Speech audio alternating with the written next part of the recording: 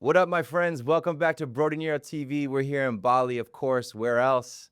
Brodienerotv focused on delivering a lot of value and education in the electronic music space. But even if you're not a DJ or producer, you can learn, be inspired, and hear some great stories from some of your favorite artists. So I'm here with my friend, DJ and producer, Siina. How are you, bro?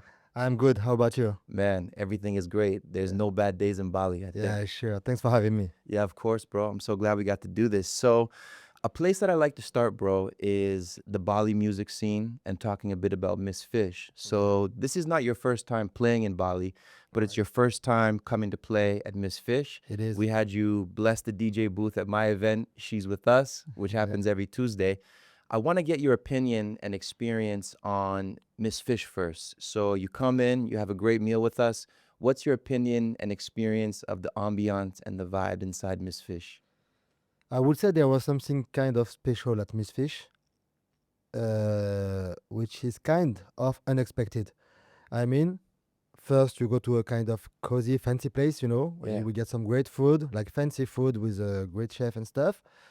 And you will expect to get some people who are maybe not really into the music. Mm. People who will be here more, to say that I was here. And finally, when you play, you see that those people are okay to listening some real music, not only commercial stuff. Yeah. There's a kind of education, I think, and what I've noticed, sorry, in Bali, music is kind of darker, not that much commercial regarding and Mm. comparing to some other places in Asia and maybe all around the world. Oh, wow. Yeah, there's not that much place where you can play that kind of music and keep the dance floor. Uh-huh. And I experienced that in other places, also in Bali. Cool. And also regarding the kind of people that, the kind of DJ who are booked in Bali, basically the scene is good. It's like, I would say, no offense for the one who don't come, but quality music, quality producers, quality DJs. Yeah. Of course, you can play some commercial stuff, which is not bad. Yeah. But Miss Fish has been that kind of place where you enjoy your set, Yeah. you know? Yeah, yeah. Yeah, well said. I mean, it's something that we're pushing for because obviously Bali is such a touristic place. So you don't necessarily always get these music connoisseurs that really know and understand underground music or some of those more just less commercial styles of music. So sometimes I find myself battling a bit, having to lean into the more commercial stuff to at least engage them. And then you can kind of swim around in some unreleased underground styles of music and go back and forth. So you're keeping them engaged, giving them something familiar, but also educating them a bit, giving them stuff they've maybe never heard True, before. true. Yeah. And they are listening to that, they are dancing to that. Sometimes in some places, at the moment when you play something like a bit less commercial, you really lose people. Yeah. And here not. Mm, They are maybe waiting for something that they know, but yeah. they are not against the fact to listening to something that they don't know. And this is something that's very good. I found that in Bangkok also, in Phuket. I mean, in Southeast Asia, basically, the scene starts to get good. And this is important because I was here 15 years ago, and it was definitely not the case. Right. Can only imagine. Definitely not. Yeah. But now, things are getting better regarding the music. I don't know why, I don't know how, but I assume that it's because people like you, like some other music directors in this place, get bored about being that mainstream. And I have nothing against mainstream. Mainstream music was maybe underground music before getting mainstream. Correct. Yes. So I have very no issue by playing commercial stuff sometimes, but it's hard to find something like that. Some places where you can play something less mainstream. Yeah. And this is definitely the work of the music directors in the area. Well said. Well said, man. Yeah, it kind of leads me into something that we started speaking about last night on the phone, and we said that it would be great podcast content. So right now, you're on a tour. Yeah. You went over to Australia, did multiple shows. Now you're here in Bali, and to give everybody context, the topic that we were speaking about was around um, artists having to adapt to the venue instead of just playing what they're known for and what they've released. So, to share a bit about, I just put a vlog out for talking about my recent international tour where I went to 3 different Yes. continents. And because I'm not super famous yet because of my music releases, I'm getting booked because people know about, maybe they've seen me online or they've heard about the DJ sets that I played and some friends doing favors, etc., etc. So I'm going into these venues and I'm playing the style of music that I'm kind of known for playing as a DJ, but I'm also having to adapt to what that crowd wants in that city, in that market. And for me, obviously, a DJ, we're supposed to adapt. So I'm not going to fight that. But there's a sound that I want to play more than anything else. There's a style of music I want to produce more than anything else. And having come off of this tour, I realized, man, I want to put out more music and I want to put out a specific style. And when people book Brodie, I want them to know what they're booking, not someone that's just gonna play whatever the crowd wants. And you were telling me, I think you said something along the lines of, this place you played a little bit more housey, this place you were able to play a bit more Afro, this place maybe slightly more commercial. That all being said, could you share a little bit of what's going on in your mind when you hear this, and when you experience having to adapt to the crowd and thinking about your music releases, what you've put out, what you want to put out in the future? Where's your head at when we talk about this? Um, so you said something that was like very, very interesting, Mm. and that's the opinion I'll share first of all. Something that it should be like, even if it's a trash talk and something that we don't really want to accept. If you don't sell tickets, you can't play just what you want. Wow. It's hard to say. It's hard. As a DJ and as a producer, it's even harder, you know? But I will take the example of Keinemusik because I'm signed on their label and stuff, blah blah. Wow. They made they make an amazing set, like really amazing.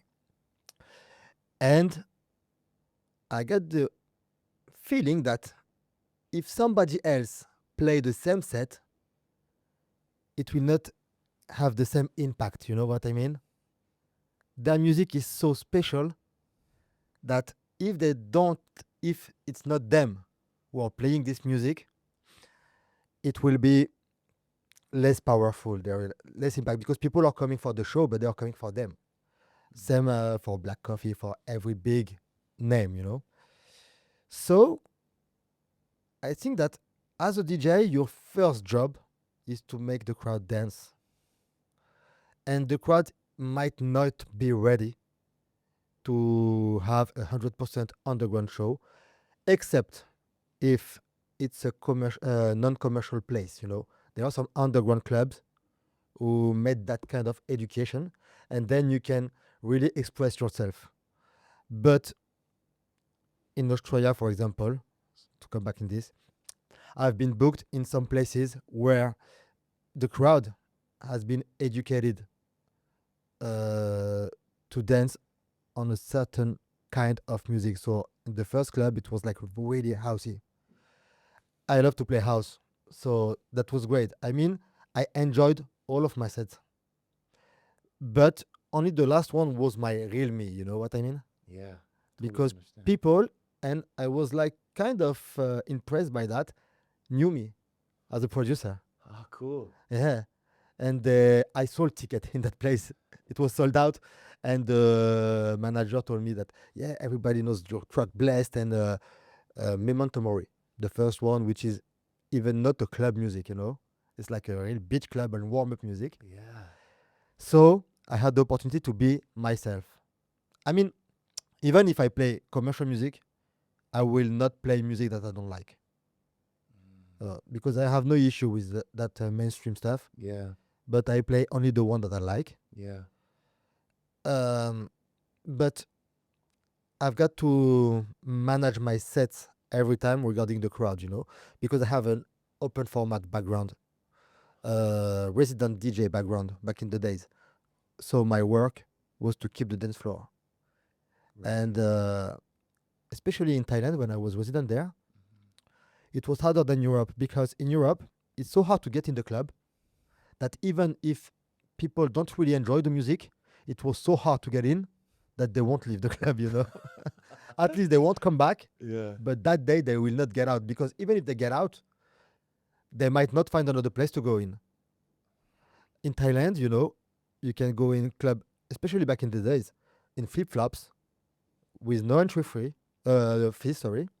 So you go to the club, you don't like the music, you leave to another club just in the front door for 15 minutes. And if you don't like, you go to the third club. Yeah. And, just across the road, you have a club. And people were like getting in and out from clubs like sometimes 3 times per night. So as a DJ, you had to keep them. And now the issue was that when I start touring, because of my music, I was so scared to lose the crowd that I tried to please the crowd at any cost. Right. No. Interesting. And this is a very weird position because in one hand, I want to make like a memorable party where people will say and promoters say, "Oh, it was great, everybody enjoyed," but as a open or ex-open format DJ with a strong background in hip hop, in R&B, in funk, and everything, man. Wow. Because I'm old, so I had time to see everything. Right. Well, you look good, man. You're aging Thanks, well. thanks. Aging well. And you know, let's make it easy. You play some Rihanna remix, some Beyonce remix, some Drake remixes. We'll keep the crowd, and everybody will say you're wonderful. Yeah. It's easy when you've got this background to keep a crowd. So of course everybody booked me back because the party was great. But then bookings after bookings, tour after tours, I was kind of asking myself, what are you doing? Man, you're making music, your own style, your own stuff. You play something that you like in a way, but you don't play what you really want to play, what you really want to give to the audience. Yeah. And as I said before, earlier, I don't sell out every show. So it's hard. So now I try to get this kind of balance, Right. you know, a kind Yeah. of balance by giving what I want to give and let them have something that they would love to listen and to dance on. Yeah. So when we think about these shows, for example, you gave a great example here with the multiple shows in Australia. Mm-hmm. You speak about one where you could be yourself. Yeah. My question is, and this is something for us all to consider, how do we or how do you create more moments like that? If you're able to have one show where you can sell tickets and be yourself, what do you think the path is to creating more opportunities of that versus the shows where you're having to adapt so much? I figured out and understood that maybe way too late or way late because it's just now. I think that social medias are a great door to let people see who you are. And unfortunately, but because it is how it is, you know, I'm never fighting against the now with the life. WAP was not before, it was not better before, it was just different. Right. Socials are here. So you've got those TikTok DJs. How I hear in every podcast now. That's the trend. Yeah. The Instagram stuff that everybody finds his own way, you know. But to come back to this question, I think that I have to, and we all have to, show more in socials us playing the music that we like instead of playing that great trendy music where everybody will keep the hands up and say yeah. That's if you post this kind of content, the promoters will say, oh, he's a great DJ, I want him, look, everybody's getting crazy. But at the end you will be stuck in that ball and you can't get out of this journey. So it's harder. It's hard because we all have life. We've got duties. We have bills to pay. So by making that process again, in my personal example, I know my career can make something like it was going up. Maybe I will have just that level, or maybe going down Yeah. to get back on what I want to be. Right. But this is a risk that I now really want to take. I mean, I'm in a stage of my career because I'm working as a DJ since something like 20 years now. I've seen tons of stuff, man. Yeah. And I'm in the age, is that English? Mm-hmm. I got the age that I maybe don't really 100% know what I want, but I am 100% sure of why I don't want anymore. I like that. You know, Yeah, that's yeah. hard because even for me, this is a huge challenge. Everything can fall, and maybe I can go to a 9 to 5 job. But I am really passionate by music. You know, I never been a producer, even if it works that way.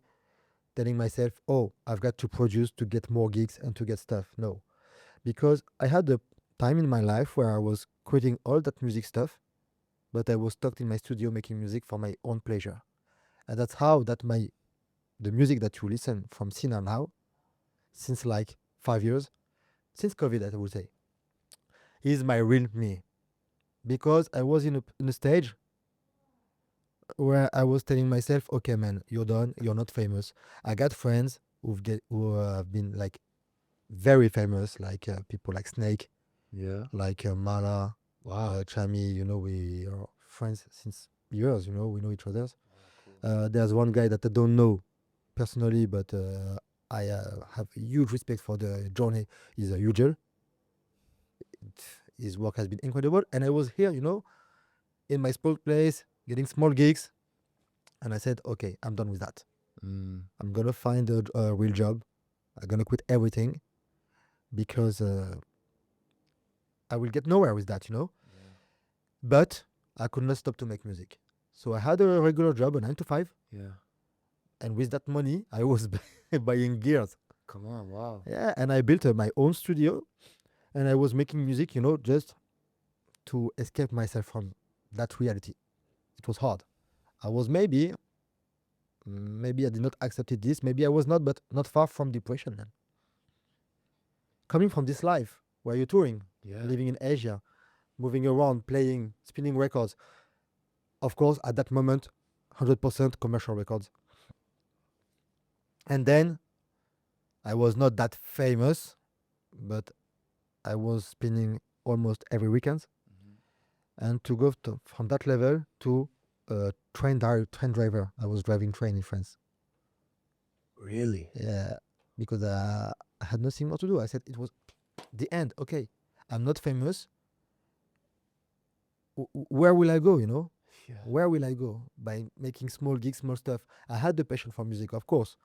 This since I have 2 years. You know, my mom was getting me out to work, and I was crying if I did not get my small ghetto barista Fisher Price playing music. I swear. Yeah. It was true. I got pictures like this of me, 2 years old, and always with my music. But there's a reality, which is filling the fridge. Feel you. Man, we have to eat. Yeah. So all those fancy stuff are good, Yeah. but what will I do? So I made my own music. I said, anyway, music in the way DJ is done for me. I'm done with that. Okay, Yeah. I did not succeed. That's cool. But I made music just because I love that. And then at that moment, things started to work. I made the first record with a friend of mine, which is in Thailand. It's Mazzeo, you know, that guy from Yona. Yeah. And we made the track together, and he told me, okay, go, let's send it to the labels. I said, whoa, are you crazy? It's been 10 years of sending tracks to labels. Nobody will answer to you. You're Right. crazy. You're mad, man. We lose time. We just made it for fun. And he said, no, blah, blah, blah. And he's like kind of a headache. If he has an idea, he will go until the end. And I've sent it to 10 record labels at that time. It was just the early stage of that kind of Afro house. And I had 5 years. And I say, oh, so actually it can happen. I signed it on Switch Lab. Jenny Romano and Esposito was on the top at that moment with that It's Not Right remix. Oh, yeah. It was that time.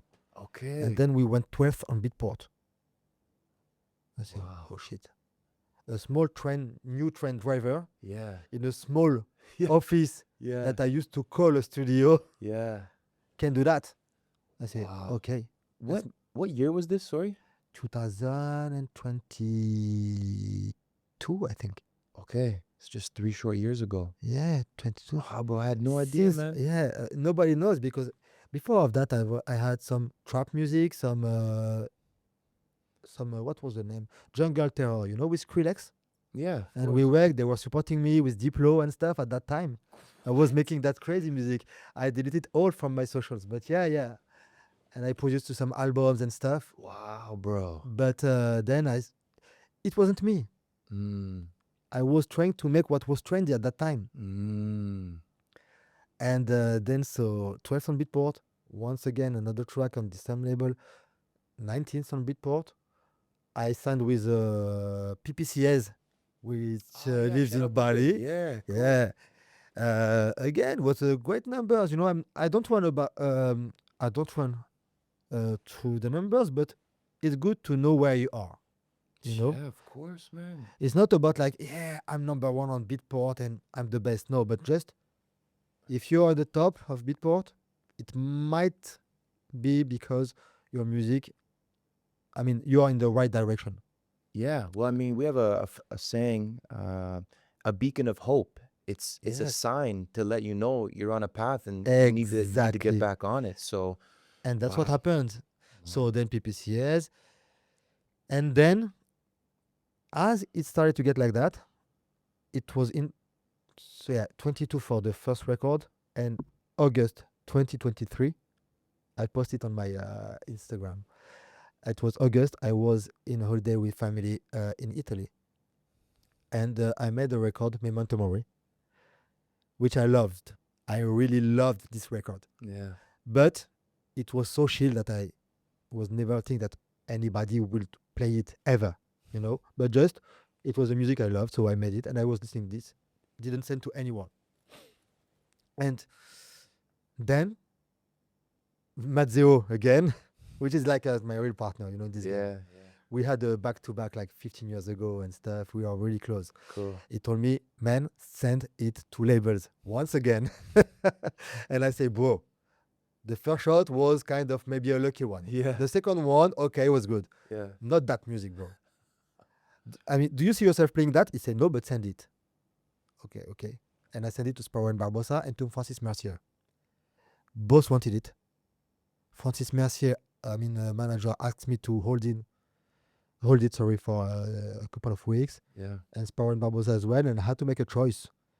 And I've been to Sparrow and Barbosa because it was Caribbean House and the vibe was here. Mm-hmm. And they say, okay, we signed it.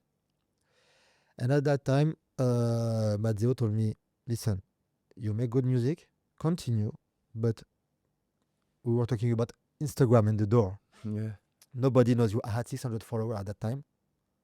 And he said, nobody know that you are a DJ. I said, that's true, man.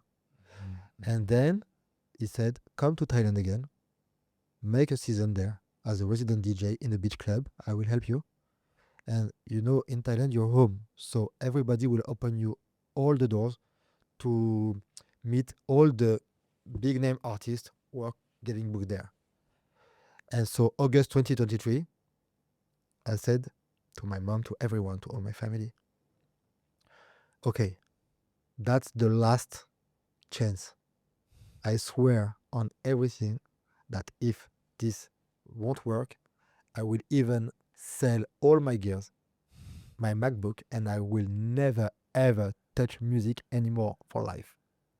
I was at that point, man. That's some crazy pressure to put on yourself. Yeah, it's a but real ultimatum. I had life, Yeah. the real life, Like, what about family? What about stuff? What can I show you? Yeah. You want to be like a kind of son who never succeed, or a dad who's trying to. I mean, the hustle is real and it's important, Mhm. but at some point, you have to show some success to your family Yes. and to yourself. So I said, okay, let's try it.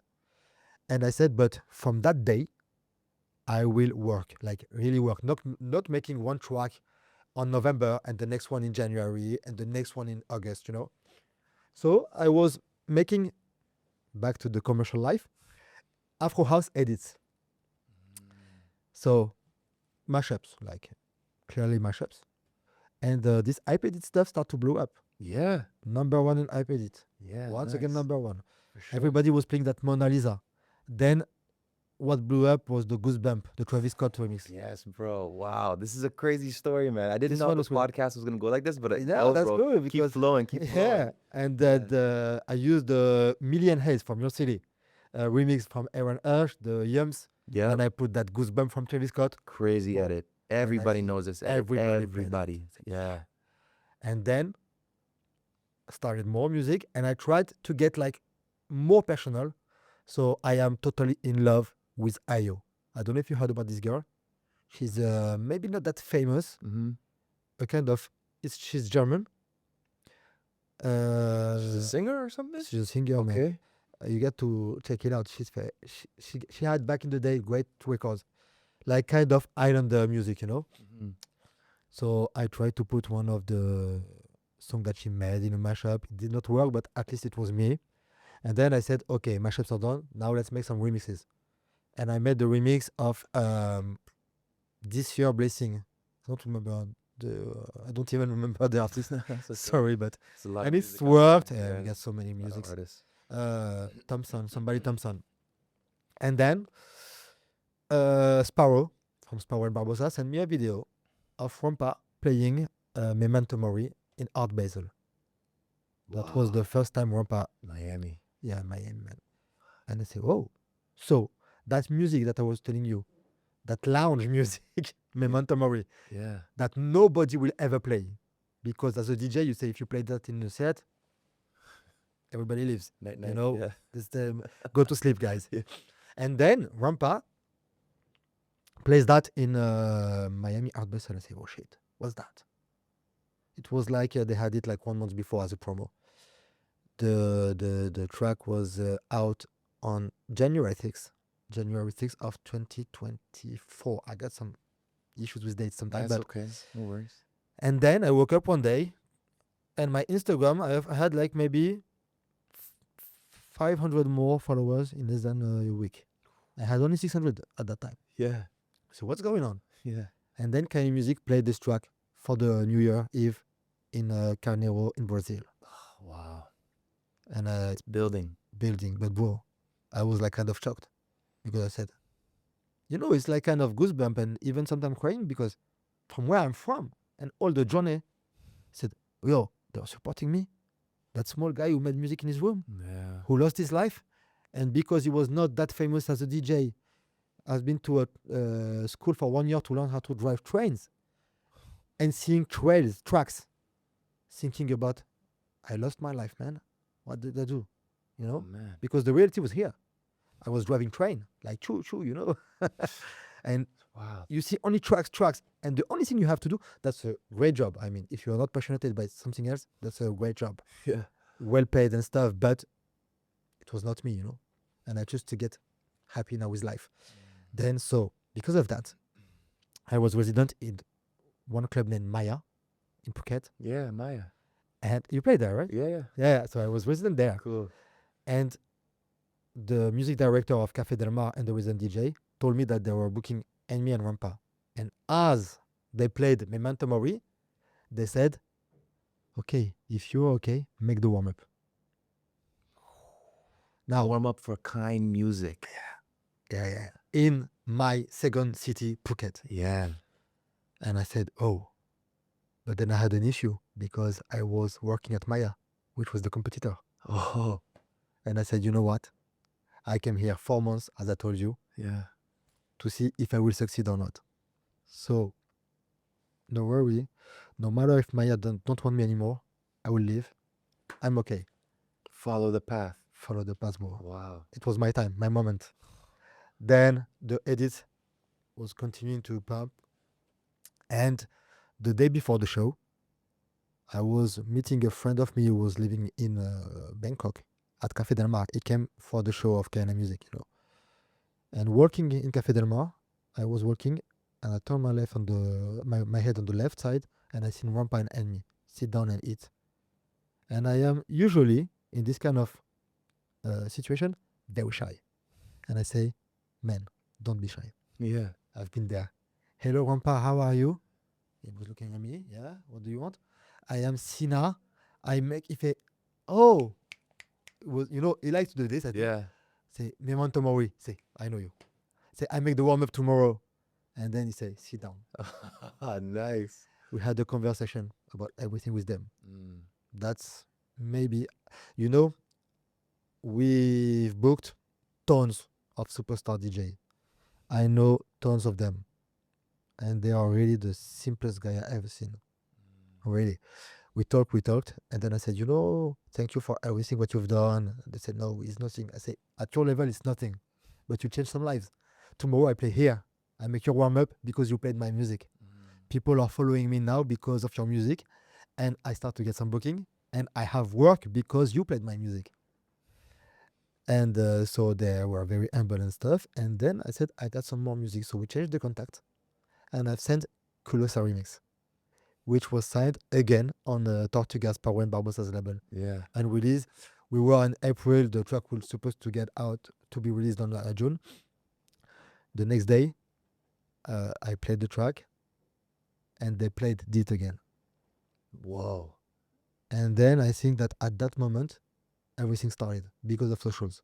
Okay. Because they did not play for 3 months, and as they are like so famous and viral on socials, all the videos with them playing this music were on all the blogs, and then I had a crazy tour in December because of that. Career-changing moments. Yeah, but all because of a bet. Yeah. Because I bet to let all my family in France, my mom, everybody. I don't like to talk about personal stuff. Really, nobody knows about me. Mm-hmm. But there is something I will tell in your podcast.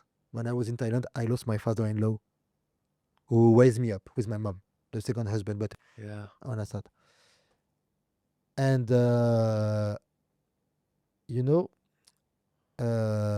that's true story. I know Snake, and my mom did not want me to be a DJ. For her, it's not a job. It was not a job. And when she saw then DJ Snake popping up, and I was always saying, mommy, I could maybe be at the same position or something around because we know each other. I know the process. Yeah. So she had like kind of regret, I think. And when she lost her husband, I said, okay, mom, I quit everything. I come back. And she said, if you come back, I swear to God, I never talk to you again. I said, mom, I can't let you handle it alone. You lost the love of your life. You're alone in France. She said me, if you come back, you will never ever cross the road. The door of the house. She said, make your dream come true now. And I did not assist to the funerals just because of her, of course. And all this came from the fact that I've got that dream, that passion. And she said, I think she was like kind of thinking that maybe you missed the first shot because of me, don't miss the second one. And bro, so this is all the sacrifices, because sometimes, and I listen people, like for example, like inside people here, like Ujel, Yeah. telling all the sacrifices he has done. Yeah. And people maybe don't realize what he has done. DJ Snake really done huge sacrifices. Yeah. But when you are in that position of the camera, you can't imagine what the sacrifices can be. But this is like real sacrifices. You leave family sometime to make your dream come true. You don't assist some funerals. You quit jobs. You have unpaid bill. You are in position crazy. And that's what can maybe this plus life plus luck plus everything makes you stand out. Is the commitment what you can give to your patient to succeed. Yeah. And that's what I've done, and I hope it will keep going up. But yeah, sacrifices are real here. Bro, I'm so grateful for you to share such a special moment. I Yeah. mean, every conversation, every podcast that I have, there's always a moment, and it's very unique in its own way. And I feel it, and this one I felt, of course. It's so deep and so serious and No, so but this is special. important, bro, because you make you do a good job by sharing this stuff, Yeah. and you and me and nobody here know who is watching. And maybe Yeah, bro. somebody is watching this podcast and all the one that you've done, in which I've learned a lot of stuff. You can give some hope to these people. Maybe they are about to quit. Don't quit. Don't ever quit if you love this. If you love the music, don't quit at any cost. Even if you have to make a real job to pay the bill by cleaning the laundry or whatever shitty work you can have, don't quit. Yeah. Yeah, wow. It reminds me of a message that came in on DMs the other day, and it was a guy's profile. Maybe I'll put the screenshot up here now because it impacted me so much. And it said something like, bro, every day I want to quit music, but I keep watching your podcast and I keep going. I said, bro, if that's not motivation right now But to keep pushing this project forward, because even me, outside of music, this podcast, bro, I don't make money off this yet. You know what I mean? But I show up and I produce this quality. I haven't missed a single Tuesday in 13 months now. And the views aren't huge yet. But my friend said something that really hit me, and this can apply to, I think, social media followers, streams, views, likes, comments. And he said, I said, bro, I have this one episode. It's only like 300 views. He said, bro, can you fit 300 people in your living room? I said, no. Can you fit 300 people in your backyard? I said, no. He goes, 300 people, bro. Imagine 300 humans sitting in front of you right now. You're not going to feel that? I said, well, put everything into perspective for me. You know, it's the same thing on social media. If you only get 300 comments or 300 likes or 100 comments, like imagine that many people, even just 3 people sitting here listening to your story. It's 3 human beings sacrificing the most precious commodity we have, which is time and focus, and giving it to you while you speak. exactly. Come on. And you don't know who is inside those 300 people. That's the other thing. That's the other thing. Bro, I got a podcast that has low views, but it's still a very successful artist. And someone, a manager of a super famous DJ duo, messaged me and said, hey, bro, me and the guys, we're watching this podcast. We want to do an episode with you. When are you coming to Europe? And I said, what the fuck, man? This episode has 200 views. Man. And you guys are asking me to come to Europe to do an episode? Like, I think it's less about, like when I started this project, I thought, man, I need to get this. I need 100,000 subscribers. I need tens of thousands of views, or no one's going to engage me. Of course. It's This not is the what we case at think, but all. this is not the case. People are feeling the realness, the authenticity of the project. So, alas, we keep moving Because forward, this is man. quality, man. Yeah. This is all about quality, you know. Mm. And this is what I've learned. And that's good because this is a loop. When we were talking about the show you want to do and the music you want to play, Yeah. quality is most of the time niche. Mm-hmm. And we were talking about selling tickets. I've been involved in bookings and to see numbers, and I've got tons of music directors who are like real friends. And except the huge superstar, like the people you can pass through, Mm-hmm. and even some that we are thinking they are like very famous because they got numbers and they got stuff, Yeah. they sell less ticket that people have seen with 5,000 followers in Instagram. Wow. Yeah. Especially in techno industry, Uh-huh. there are guys that you don't pay that much, who don't have a big amount of followers, but those guys, man, can fill a room. And you have somebody with 100K that don't sell. Everything is with perspective, Yeah. because in some places they might sold out as hell, Yeah. but in some other place they don't sell a lot of tickets, man. Yeah. So quality, niche, in my opinion, now in my new me, is what builds a real community. Right. People will follow you for what you do. Me, I knew you. We met on socials. Mm-hmm. Then we had the opportunity to meet physically here when I was in Bali Yeah. and some bookings and stuff. But I knew you through the podcast, through your socials, Mm-hmm. and what you show on that is like the reality. You know what I've seen when I met you is what is the same that the idea I've met myself of you when I saw your profile. Ah, cool. You That's know good to that know. no, yeah, Oh, but this yeah, is yeah, important because yeah. when you're authentic, it brings quality. That's the way it is. Authenticity, quality goes together. You can pretend to go to the niche, like even the podcast niche, and if you're not real, it won't work. Except some cases, of course, with maybe some TV show guys and stuff. But Yeah. I mean, in the real world, the small world, uh, authenticity will bring quality because you will be real. So as long as you're real, Mm, you will try to be kind of perfectionist yeah. and bring your own quality, whatever it is. And my standard of quality are maybe not the same than yours, than his and everybody, you know. But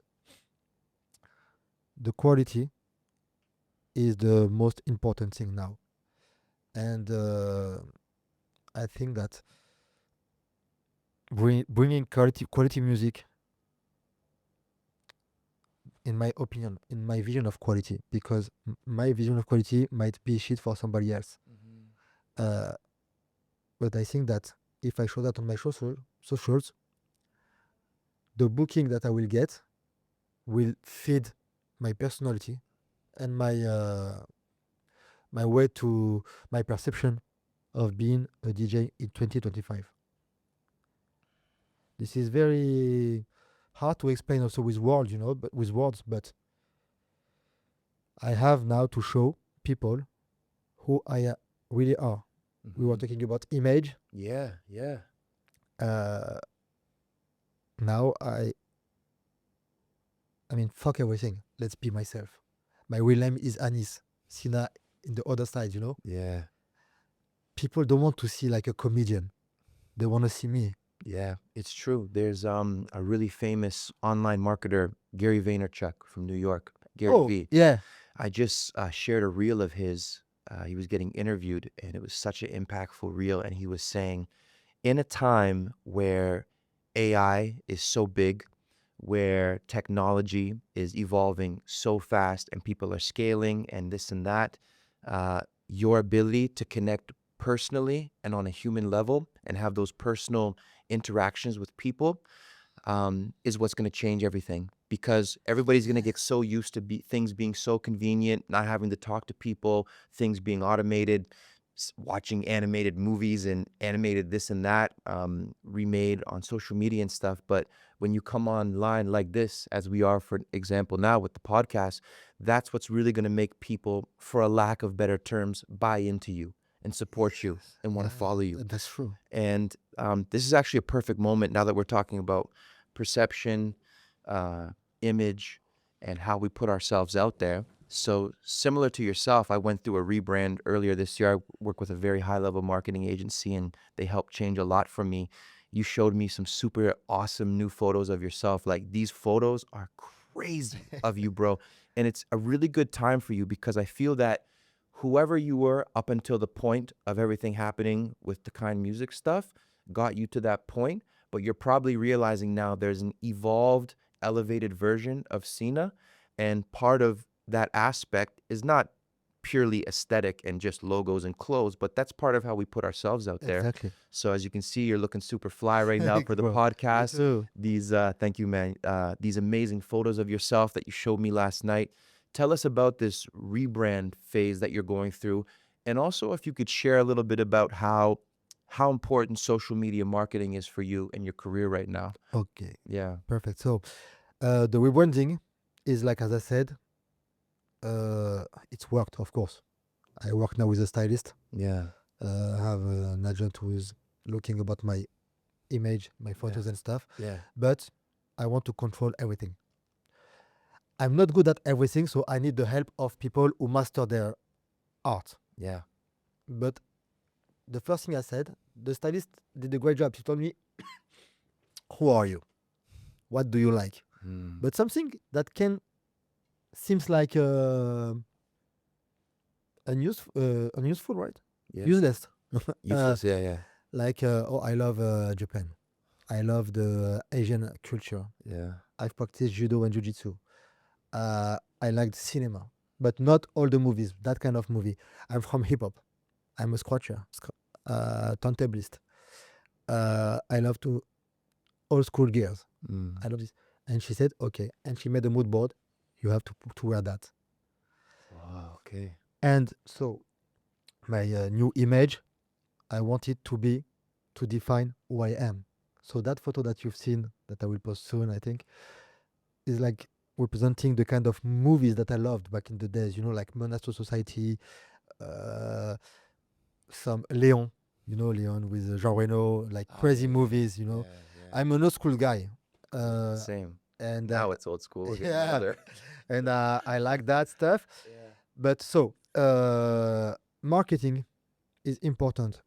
Now I have the confidence to talk. Before I was not talking on my socials because I was shy of my accent. This is something weird, but I mean, I'm not shy when I talk to the bakery to order a baguette. You know, Right. so that's the same thing. So I want to show people who I am really, but in an artistic way, of course, because we are artists here. Yeah. I had the best opportunity of my life, which has been to get signed on VOD, which is Keinemusic's label. This tracks was crazy. Mhm. It helped me a lot. And then I was telling myself, bro, in this kind of Afro house scene and related, I am supported a lot of time by one of the biggest crew right now. I have signed records with them. I mean, on their label. Yeah. I am playing all around the world, almost every week. I know how to make music, but there is a kind of ceiling, and it blocks me. What it is, and nowadays people need to know you visually. They will not, you know, we are talking about those guys, but like, you know, how many people don't know the name of DJ Snake? Wow. They just know what he looks like, you mean? They Or don't know the name of the guy. Ah. And they say, oh, the guy who made this music. Oh, of course I know the music. So people know the music, but they don't know the guy. And then we say, remember this DJ, you know, with blonde hair and sunglasses? Oh, I know him. And when you talk about kind of music, no, I don't know this guy. I don't know this guy. No, you don't know this guy the one who wears that kind of foulard or the blonde hair guy with the cap. And they say, oh, yeah. And they know this visually. So I said, people need to recognize you with something visual now because we are in the smartphone eras. People, you spread them infos all day long with the reels, with stuff. They have to remember something special. In my own example, I wear glasses every time, not only for style, but just because I'm I have a strong myopia. Okay. I don't see clearly, you know. So I need this is in my view, you know. If I don't have it, I don't see clearly. And I'm bald. And I was always wearing, you remember, back in the day, caps and sunglasses. But everybody wears sunglasses. Every DJ, I mean, at least wears caps and sunglasses. And I say, you know what? You're bald. Show people you're bald. Embrace. And that's, embrace. Show who you really are. But they have to remember something. Though maybe they will remember that guy with this kind of pictures, bald hair, glasses. I don't know. Never mind. But as long as they have a kind of reference. Yes. Socials are important for that now. You have to show who you are with the music. So even the post, I share the music that I really enjoy to play, or at least more than the others. The visual effect with the stylist stuff and talking to them. Then, you know, you build something with them, you know. Yeah. the engagement. Yeah. We are all running after that. It's hard. It takes time, but Yeah. you have to. I think, in my opinion, actually, it's like you need to connect with your audience, because at the end of the day, this is your audience who will listen to your music and who will come to your show to see you live. Yeah. I came to Bali and I got, you see, some people came for me and, oh, you're like, and this is people, who I know them. I knew them because they were playing Blessed, my last track, on their reels. And when you click to the music they use, you can see all the reels. Okay. And I said, oh, so there is that amount of people who enjoy my music and make reels with this music. Yeah. And then, thanks. And people connect you. Yeah. Cool. And as you said, it's a strong sentence that he said, that Gary. Mm. In that kind of digital world, the human connection is what will maybe stands out with the Yeah. years. Totally, with podcasts, with stuff like that. So yeah, keep going by doing this, because man, I'm a huge fan of that. Yeah. No, I love it and I appreciate it, man. It's just a recurring thing that I like to bring up on the podcast almost every session, the topic around social media, because it's just so important. And I feel that I've seen a lot of guys that are perhaps from the generation before, and they're resisting the evolution of technology and saying that DJs were always in the background and they shouldn't be acting like stars and all of this. And I agree, some of the stuff I'm seeing these days is kind of cheesy, and it's not exactly where I saw the scene going, and it's not exactly where maybe I want to take my own career. But the fact of the reality is, life is going to continue to evolve and things are going to change. So we need to roll with it Yeah. and accept how it is. And I think that if you're a great artist or a great DJ, great producer, whatever, and you're sitting on a great piece of content, or more importantly, an amazing piece of music, and you're sitting here telling us that I'm not going to go on social media and talk and do videos because that's not what DJs do. Well, you're doing a disservice to the world that could experience and get inspired by your art and your music by Exactly. saying, "Oh, I'm old school. I don't do that stuff." Well, you're holding yourself back. I mean, DJs perhaps maybe had to advertise way back in the day through newspapers or flyers being passed The around. postering. Yeah, postering, exactly. It's the same thing. Like, but Yes. now it's just digital and now it's in our pocket. So now you can hit people Bro, directly. exactly. So, I mean, let's not resist the technology. Let's keep pushing. Let's keep sharing. And what it reminds me about too is I'm starting to document, to hold myself accountable to produce and release more, because I think on my side, bro, like my content game is strong. Like I'm posting all of the time. I'm Yeah. sharing stuff regularly. Now I just want to start pumping out music at the same speed. You You know what need I mean? to. You have a record getting out soon. Yeah. Yeah, and this is maybe the first of a long list and stuff. Yeah. And as you said, you can't resist socials. Yeah. You can't resist 2025. For sure. And there is something also that's trash talk again. Most of people who are coming to the party right now are people who has like between 18 years and 25 Okay.